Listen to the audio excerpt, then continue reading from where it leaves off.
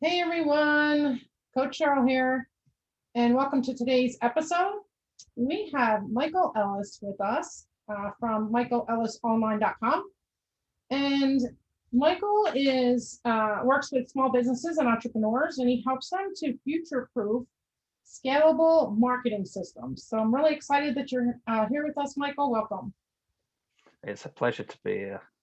Oh, awesome. So tell us a little bit about yourself, a little bit more. So, first off, I'm a husband and a father to four kids. I nearly forgot how many kids I had then. Jesus. um, and I'm a I'm a business owner myself. And I went full time just last year. Just mainly out of necessity more than anything, which we can go deeper on later on. But my journey into this line of work started 15 years ago, when, well, technically started before that. I created my first website in 1995. I was only 8 years old. All the rest, 7 or 8 years old. Now, stupidly, I decided that I would keep computers as my hobby, and my side hustle, and go into a full-time work, mainly due to pressures and peer pressure from my parents and other people around me saying that you need to have a proper job. This computer thing it's a pipe dream. This working for yourself is a pipe dream. It's not doable at the age of 16. It's so you should go into a full-time job, and that's what I got told. And I also got told that I should have a trade behind my back, so that's what I ended up doing. And so when I turned 16, I always had this as a sideline job sort of thing, helping other businesses, helping other people in my local area do what they wanted to do online, just at an extremely small scale and low cost, which was fine, and it were all great and all fantastic. I enjoyed doing it in my spare time. It kept me busy, but I never really got any results for people for a long time, and that's because I was so concentrated on keeping it a hobby and keeping it small size, and not really being a focused, results focused company. Yeah. It like I said, it was just a hobby, man. So as time went on, the internet got more and more bigger, got more and more people started to adopt it more. It became more and more important, and I actually started up a local electrical firm, just myself, about 5 years ago, and that's when I got heavy deep into results orientated marketing, because I had to make my marketing work for me. Right. I then saw that there's a way to do this that's better than just creating a website that's like a brochure online. Mm-hmm. So that's when I started heavily deeply going into everything else around it, how to create a brand, how to create websites that function correctly, and produce an outcome that you want and you desire as the business owner. And then that's when I decided that I would slowly start to transition over into being full-time online, because I see it as the ultimate opportunity. Yeah. Personally, myself, as you're not tied down to a location, which is Absolutely. like the ultimate freedom. Yeah. To me. I agree. And because you're not tied down to a location, you're also not you're not confined to just the local economy. Right. You're open up to the whole global economy, which obviously at this moment in time it's not right great, but you have got the larger net, so to speak, with being in the online space and in remote working environments. So that kind of takes us to where we are today and how I got to here. Yeah, and so I think we can all kind of feel that first of all, the transitioning from having a full-time job over to a full-time business. But I was curious, but when you said, you didn't get encouragement, in fact, you were discouraged from family and friends, and that's what we go through as entrepreneurs and solopreneurs, right? That our families don't really understand that entrepreneurial spirit. They don't understand how we can, go out there and do things for ourselves and not have that security of a job. No. So let's put it this way. It's probably been in my blood since childhood. I didn't do the lemonade stand thing that everybody goes on about. I had a lemonade stand and I used to sell lemonade for 25 cents per cup. It'd be 25 pence over here, but no, I didn't have the lemonade stand, but I did make flower perfume and go around door to door selling that, which probably was no good to put on you. But people just bought it because they felt sorry for a child coming knocking on the door with some homemade perfume. That's great. I love it. So it's kind of always, I would say it's kind of always been in me, and I've always strived to do more and be more. But even when transitioning from a full-time job and starting up my own business in the electrical trade, even that was, you shouldn't do this, you shouldn't do that, you shouldn't do this from my parents. And then, yeah, again, even now they still say, I was talking to them yesterday, they still say, why don't you go get a proper job? Like, no, this is my job. This is what I do. So how did you overcome that? Like the pressure from parents and friends and family just saying that you should have a job, a proper job? Well, I didn't overcome it for many years because I just never I did what they told me to do. So I left, like I said, I left school, I went into full-time work and I stayed that way for a long time. It was only when I sort of started to realize, like, if I'm going to do this, I'm going to have to do it at some point. I'm going to have to make that commitment and that priority at some point. Yeah. Now, for some people, for me included, it's gonna take that commitment before you actually get anywhere. Yeah. I do try to tell other people that are starting out, like, keep your full-time job, start something as a side hustle, grow it, then decide whether it's for you or not. Right. But you can still find out whether it fits for you or not on a small scale in side hustling before you make that jump. Like I said, for some people, me included myself, it needs that jump for you to actually start taking action properly, because without that jump, you've always got that security of the job, and that does hold some people back. It held me back. Yeah. So once you did take the leap, did you experience any failures, or what kind of lessons did you learn? I experienced lots of failures up until 2 months ago was my latest failure. Do you know what I mean? My passion, my mission is to help other people start a business and do what they want to do in life. That's my passion. It's not my client avatar by any stretch, because after working with them last year, after working with the ones that want to start up and do this, as you know, And as we talked about on my podcast, 85% of the people fail. Yeah.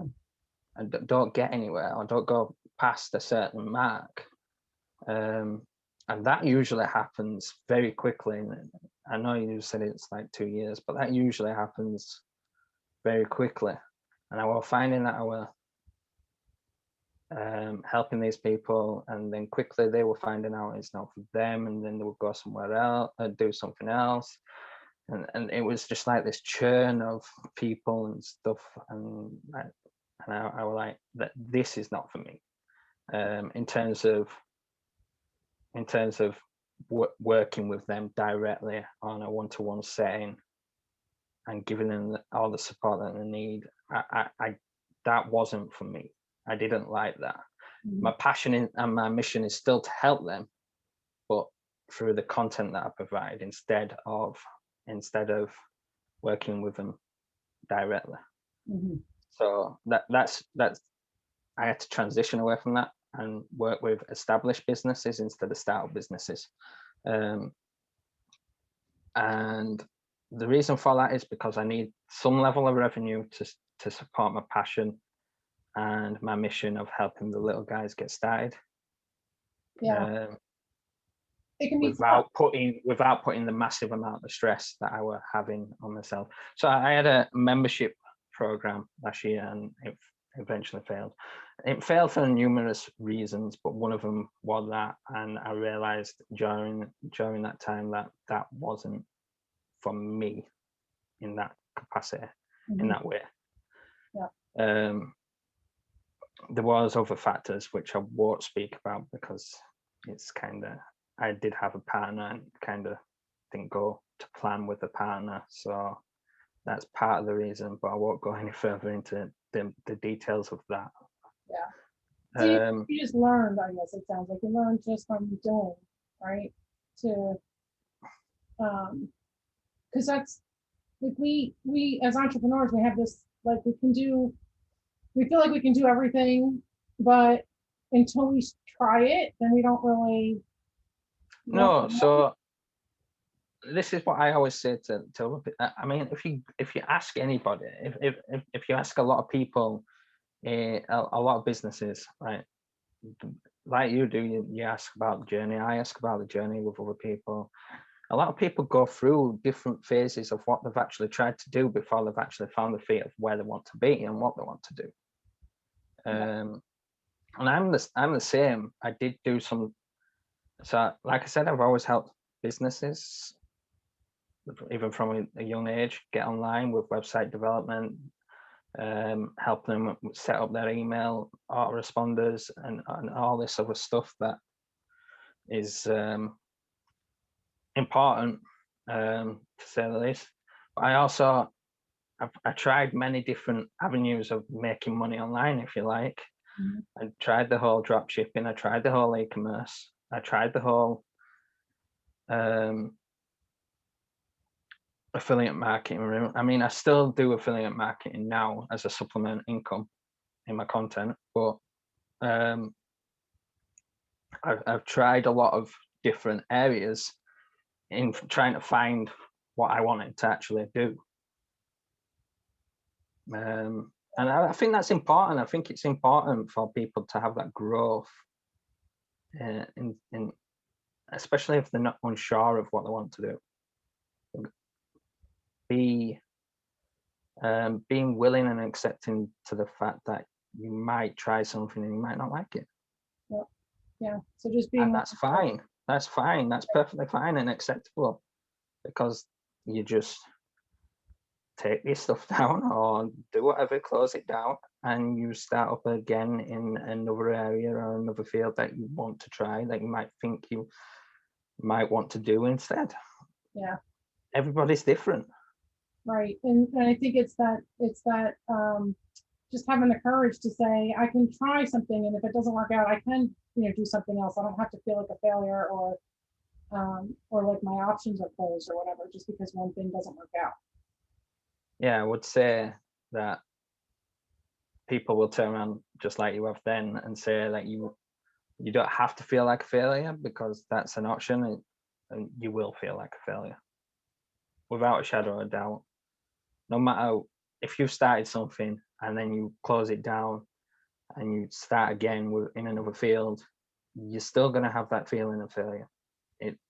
Whether if you've already accepted that fact beforehand or not, you're still going to have that feeling, and you're still going to have that pressure off other people.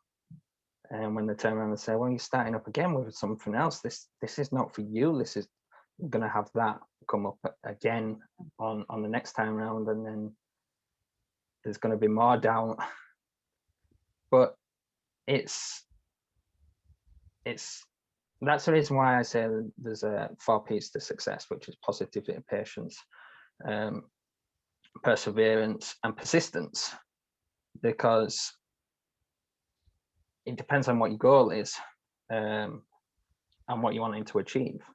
Now, I want your goals can evolve over time. That's perfectly fine. Your mission can evolve over time. That's perfectly fine. Your purpose can evolve over time, and that's perfectly fine too. But without positivity being the first one, I believe, without positivity, then that negative side of things, when you do hit a failure, you do hit an obstacle, you do hit people trying to drag you down and trying to warn you off what you want to do. And if you haven't got a positive outlook on life and the situation in the whole, you're going to struggle to get past that. You're going to massively struggle to get past that. But it's okay to have the feeling of failure on certain days. It's okay to have a feeling of negativity on certain days, as long as if in general and in a whole, you keep things positive. Right. So you kind of bounce back. So I like that. Positivity, perseverance, persistence, and patience. And that can keep you going right there. Of course. Yeah. Awesome. So you help small businesses and entrepreneurs to create a future-proof, scalable marketing system. What do you feel is the best marketing platform for those small businesses and entrepreneurs? So it's different for every single business, which is a reason why I encase it with a future-proof, scalable marketing system, instead of turning around and saying that a certain platform, a certain direction, a certain way.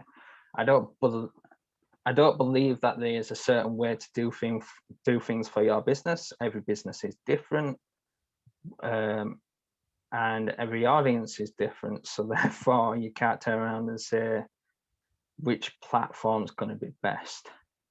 Now, the thing is, I do believe there's staples in marketing. So one of them is creating and growing an email list, to be able to do email marketing. SMS is rising dramatically, because that's still your own traffic, if you like, if you're your own subscriber base. The only thing that I will say about that is that you're limited by the size of the text message, but you do have higher open rates. And then in terms of other assets online, then your 3 main staples are blogging, YouTube, and podcasts are your 3 main staple marketing platforms. I would recommend to have at least one of them, at least one to begin with. And then from there, it's whatever social media platform you're most comfortable with using, to help grow your audience exponentially. Because to be fair, having a YouTube channel is not going to grow without promoting it first a little bit beforehand. It will grow eventually. It will grow. And if you promote popular, trendy stuff on YouTube, then it's more likely to grow, as long as if you're producing good quality entertainment. But for most small businesses and entrepreneurs, it's not popular or a trendy topic. So it does take a while for it to grow, and it does take a while for YouTube to start suggesting you to other people that are outside of your initial network. So you do need to have that initial network to start growing on YouTube.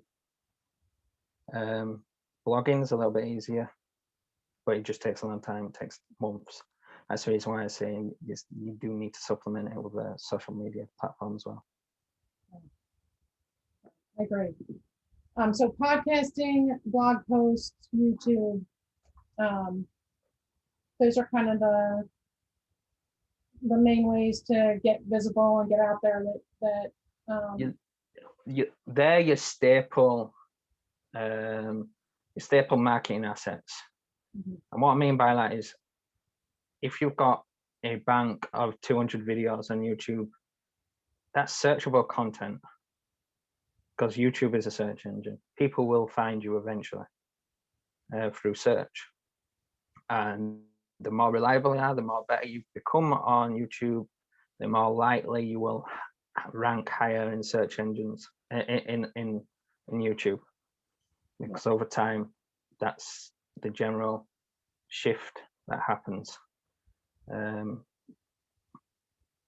Same with blogging. Yeah, same with blogging. It'll take around about 100 blog posts before you start seeing some traction.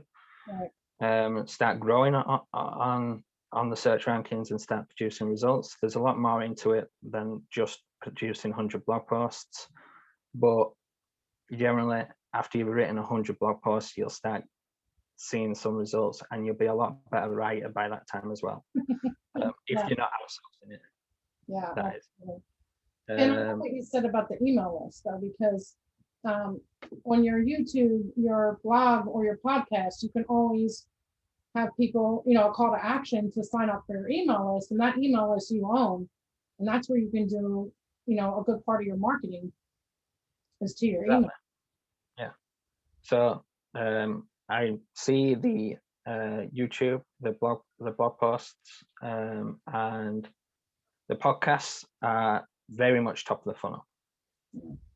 And then once, like you said, call to action to sign up to the email subscription, offer your free lead magnet, whatever it is, you entice them over to the email list too.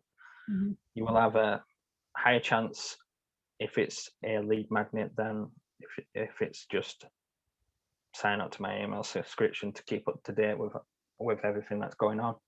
You will have obviously a lot higher conversion rates with a lead magnet.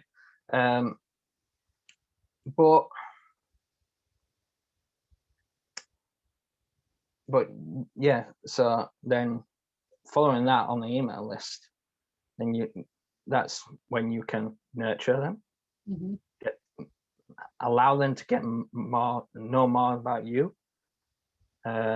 show them your client results, your testimonials,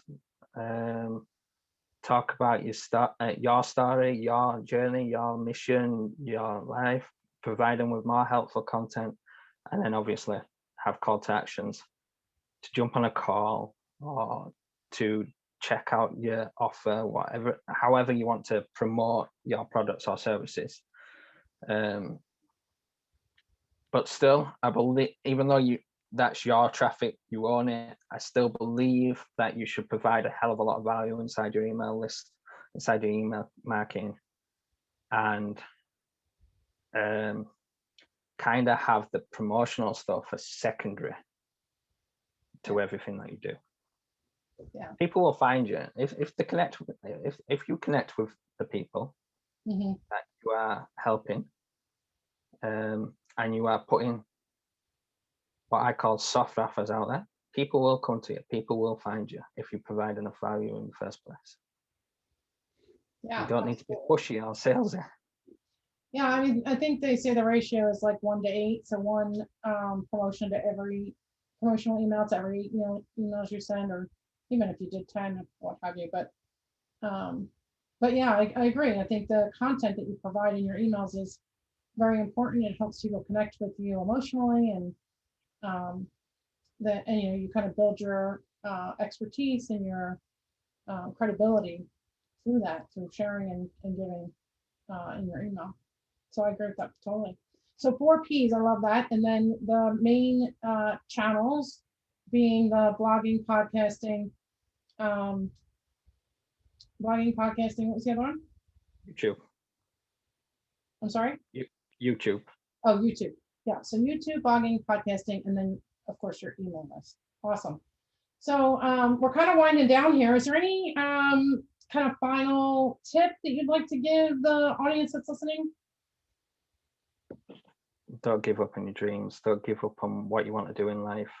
Don't let anybody tell you any different, because it's your life. You only get to live it once, and you might as well be doing something that you love. Awesome. I love that. So you have a free gift for our listeners? Not necessarily. I have a Facebook group. I'm currently redoing my lead magnet, so I can't exactly offer that at this moment in time because that's getting redone. But my free Facebook group is the Virtual Innovation Hub, Your Next Big Idea. If you search that up in Facebook, it'll come up straight away, and it's free to join. And to be fair, I say it's my group. It's not my group. It's their group.